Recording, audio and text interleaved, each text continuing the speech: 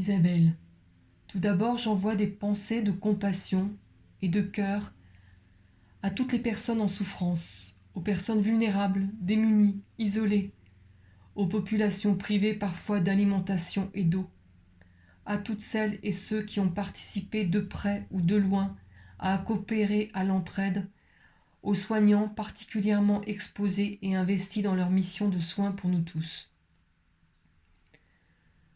Ce confinement a été une opportunité dans cette solitude encore plus importante qu'habituellement. J'y ai renforcé le cheminement vers l'écoute de ma vie intérieure, afin de voir éclore plus d'harmonie et de paix, d'apprendre à vivre dans l'instant présent pour ne pas me laisser imprégner par l'inquiétude, les peurs de demain. Au contraire, accueillir chaque moment, chaque petit événement et les ressentir. Et enfin, accueillir le silence.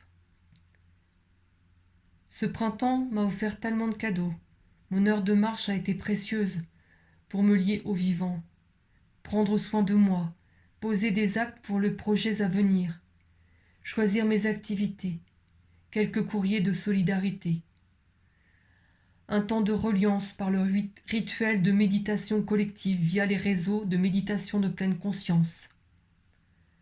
Des conférences pour vivre cette crise dans une perspective constructive pour demain. Me relier aux autres par les temps d'échange et d'écoute avec des proches, avec les membres de la JVEP et des lectures. Me nourrir positivement. C'est un temps d'acceptation de la déconstruction, d'aller voir ce qui est douloureux, car il s'agit aussi de cela. Reconstruire demain avec de nouvelles prises de conscience et des valeurs semées pour rendre concret cette reconstruction.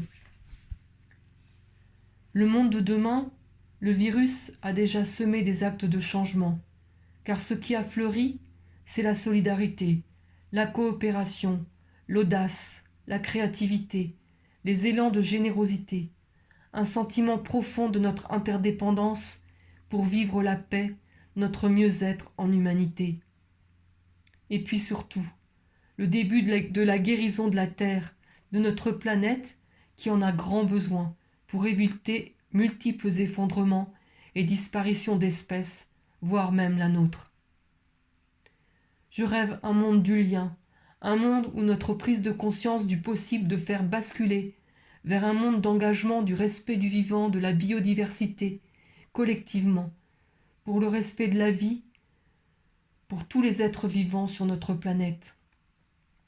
Je rêve d'actes clairs pour les plus vulnérables et décider que tout le monde ait le droit au logement, à un minimum pour vivre dignement, d'actes clairs pour envisager une nouvelle donne économique faite de changements. Je rêve que les relations se réalisent sous des modes de coopération et de complémentarité, en utilisant les cercles de parole par exemple, où le nous s'acte au nom du bien de tous. Je rêve un monde du prendre soin de la personne, dans sa singularité, sa différence, sa culture.